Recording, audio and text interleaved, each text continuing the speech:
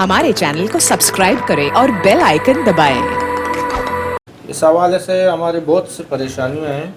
हमने काफ़ी अरसे से हम इसके बारे में सोच रहे थे कि हम क्या करें।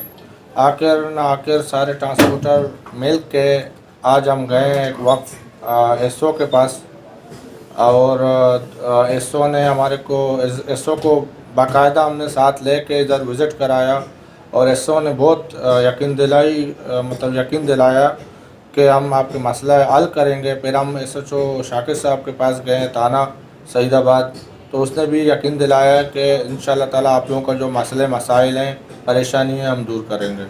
बिल्कुल बहुत परेशानी था। शाम में यही बोल रहा हूँ कि शाम के वक्त जो बसें आती थी उसमें अभी 12 घंटे मुसाफिर सफ़र करके आते हैं, तो आखिरी मंजिल पे एक एक घंटा डेढ़ घंटा वो बसें खड़े होते थे।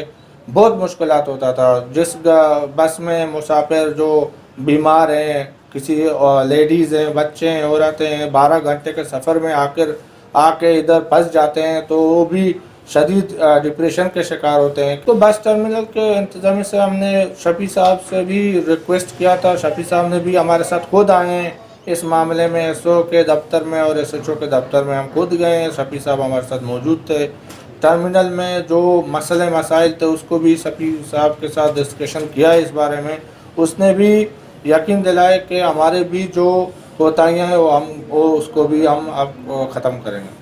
रोड के हवाले से ये है कि हमारे गाड़ी तुरबत और ग्वादर का टाइम 6 बजे का होता है, तो 8 से 9 भी लग जाते हैं यहाँ पे। ये जो गाड़ी रोड पे खड़े होते हैं उनकी वजह से हम लोग परेशान हैं। और दूसरी बात ये है कि रोड पे एक गटर है, तकरीबन 2 साल से चल रहा है।